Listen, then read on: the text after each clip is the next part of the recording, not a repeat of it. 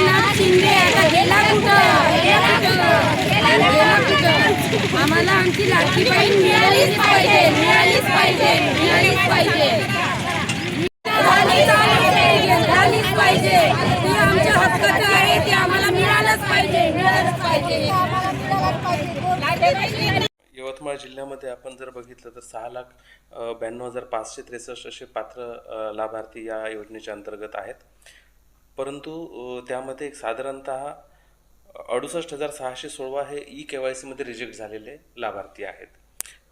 जेव्हा KYC झाली होती त्यामध्ये नजरचुकीने बऱ्याचशा महिलांकडनं काही बाबी चुकलेल्या आहेत, अनावधानाने त्या राहिलेल्या आहेत. त्यामुळे त्यांच्या KYC चुकल्या आहेत आणि त्यामध्ये सुद्धा KYC मेल म्हणून आपल्याकडे एक डेटा आलेला आहे. त्या डेटाचं जेव्हा आम्ही व्हेरिफिकेशन करण्याचा प्रयत्न केला तेव्हा असं लक्षात आलेलं आहे की ही जी चूक झालेली आहे ती महिलाच आहे आधार कार्डवर, परंतु जेंडर जे तिचं फिमेलचे टाकायचं होतं त्या ठिकाणी मेल टाकण्यात आल्यामुळं ती मेल म्हणून दिसत आहे.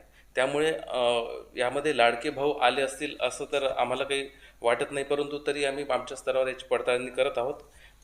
आणि या अनुषंगाने माझं आव्हानसुद्धा आहे सर्व महिलांना ज्यांची KYC चुकली होती किंवा बऱ्याचशा महिला या कार्यालयात येऊन गेलेल्या होत्या, त्या अनुषंगाने 6 फेब्रुवारी 2026 रोजी शासन निर्णय निघालेला आहे आणि त्यामध्ये ज्यांची KYC चुकलेली आहे अशा सर्व महिलांना पुनश्च KYC दुरुस्त करण्यासाठी शासनाने 31 मार्चपर्यंतची मुदत दिलेली आहे. त्यामुळे सर्वांनी आपली जी चुकलेली KYC ती दुरुस्त करून घ्यावी.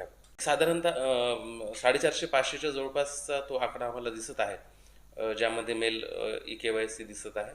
त्यांचा लाभ थांबवण्यात आलेला आहे. हे जितके KYC चुकलेले सर्वांचे लाभ थांबवण्यात आलेले आहे. यांची पडताळणी करूनच पुढील लाभ देण्यात येतील.